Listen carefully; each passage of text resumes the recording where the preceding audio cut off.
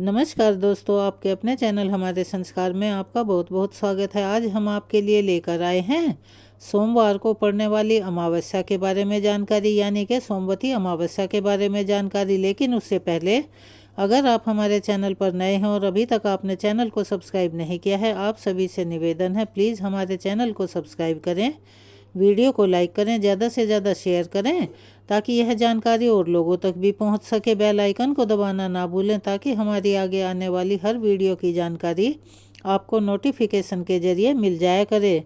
परम पिता परमेश्वर की कृपा आप सभी पर हमेशा बनी रहे। आपका यह छोटा सा प्रयास हमारे लिए काफ़ी मददगार साबित होता है।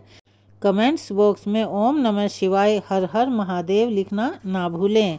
सोमवार के दिन आने वाली अमावस्या को हमेशा सोमवती अमावस्या के नाम से ही जाना जाता है, ऐसा तो सभी जानते हैं।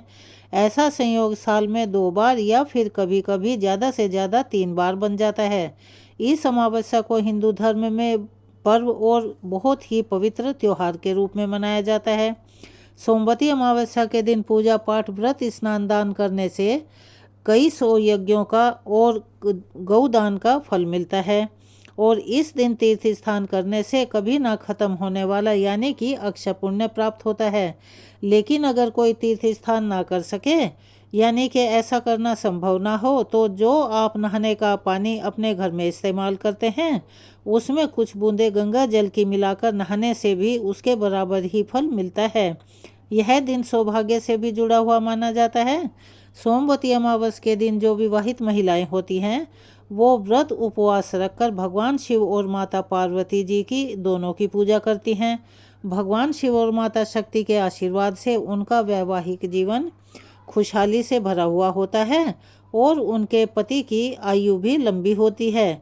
इस दिन महिलाएं व्रत रखकर पीपल के पेड़ की पूजा करती हैं। परिक्रमा करते समय पीपल के पेड़ में लाल रंग का धागा यानी कि कलावा, जिसे कि रक्षा सूत्र कहा जाता है, वो बांधा जाता है।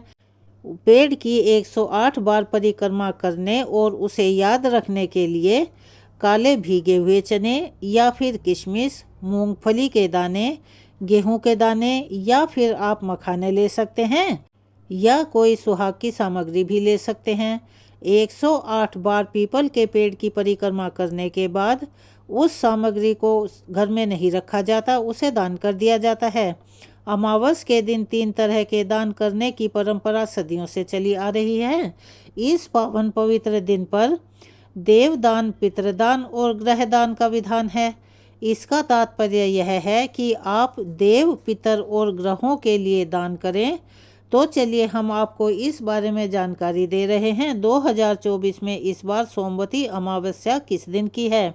और हम एक बात आपको बताना चाहते हैं कि इस बार आने वाले नए साल में यानी कि साल 2025 में एक बार भी सोमवती अमावस्या का संयोग नहीं बन रहा है।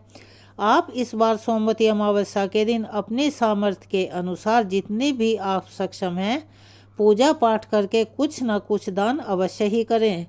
पितृदान करने के लिए आप अन्न का दान कर सकते हैं। इस दिन जो भी सात्विक भोजन आप अपने घर में बनाते हैं उसमें से एक हिस्सा गाय, कुत्ते या कौवे के लिए ज़रूर निकालें।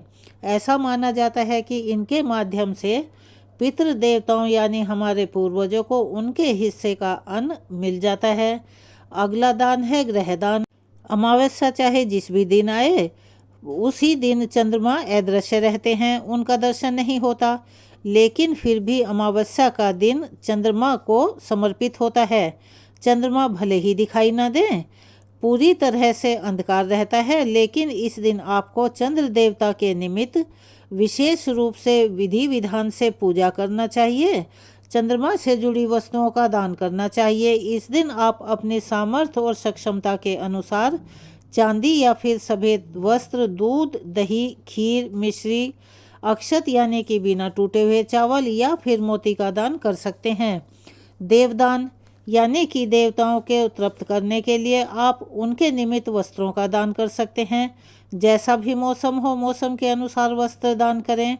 आपके आसपास जो भी मंदिर है वहाँ पर आप प्रतिमाओं को चढ़ाने के लिए लाल, पीले, हरे, नीले रंग के उनके सभी रंगों के वस्त्र दान कर सकते हैं।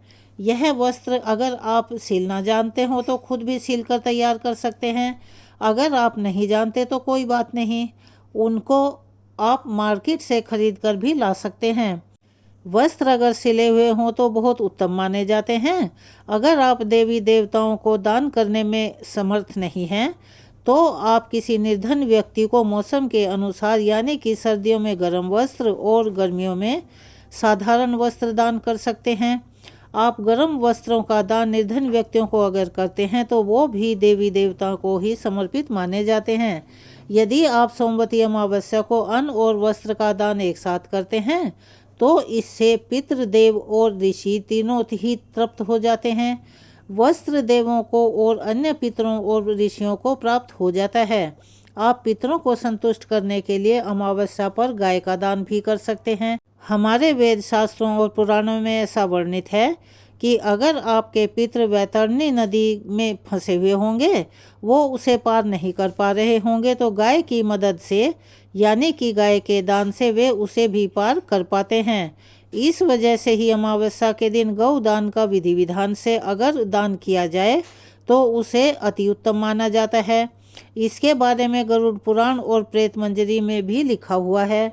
इस बार अमावस्या की तिथि प्रारंभ होगी 30 दिसंबर सोमवार को सुबह 4:02 से और अमावस्या तिथि का समापन होगा 31 दिसंबर दिन मंगलवार सुबह 3:56 पर।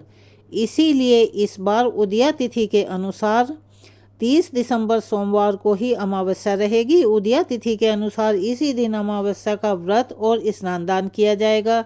अगर आप किसी कारण से सोमवार के दिन दान ना दे पाएँ तो आप अगले दिन यानी मंगलवार को भी अमावस्या का दान दे सकते हैं। चलिए अब हम जानकारी देते हैं इस दिन रहने वाले शुभ मुहूर्तों के बारे में। 30 दिसंबर यानी कि सोमवार के दिन सूर्योदय होगा सुबह 7:11 पर और सूर्यास्त शाम को 5:47 पर होगा। ब्रह्म मुहूर्त का समय सुबह 5:35 से 6:23 तक रहेगा। उसके बाद अभिजीत मुहूर्त दोपहर 12:08 से 12:50 तक रहेगा। पितरों के निमित्त तर्पण दान इत्यादि जो भी आप करना चाहते हैं वो इस दिन सुबह 11:46 से दोपहर 12:50 तक रहेगा। राहु काल जिसे कि जो भी अच्छा नहीं माना जाता, बिल्कुल भी शुभ नहीं मानते, वह सुबह 7:30 से 9 बजे तक रहेगा। लेकिन राहु काल में जैसा कि हम आपको पहले भी बता चुके हैं, कोई भी शुभ और मांगलिक कार्य नहीं किया जाता। वृद्धि योग जो कि अमावस्या से एक दिन पहले 9:42 से शुरू होगा और सोमवार के दिन सारा दिन रहने के बाद 8:32 पर समाप्त हो जाएगा। तो वृद्धि योग में आप कोई भी दान पुण्य से जुड़ा हुआ कार्य कर सकते हैं और राहु केतु ग्रह की शांति के लिए आप राहु काल के समय में राहु केतु से संबंधित दान भी दे सकते हैं, जो कि उसी समय में फलदायी माना जाता है और उसका असर भी कई गुना ज़्यादा होता है। यह थी सोमवती अमावस्या के बारे में जानकारी। आपको कैसी लगी? कमेंट्स बॉक्स में अपनी राय अवश्य ही लिखें। अगर आप हमारे चैनल पर नए हैं और अभी तक आपने चैनल को सब्सक्राइब नहीं किया है तो सभी से निवेदन है, प्लीज़ हमारे चैनल को सब्सक्राइब करें, वीडियो को लाइक करें, ज़्यादा से ज़्यादा शेयर करें ताकि यह जानकारी और लोगों तक भी पहुंच सके। बेल आइकन को दबाना ना भूलें ताकि हमारी आगे आने वाली वीडियो की जानकारी आपको नोटिफिकेशन के जरिए मिल जाया करे। कमेंट्स बॉक्स में ओम नमः शिवाय हर हर महादेव लिखना ना भूलें। धन्यवाद।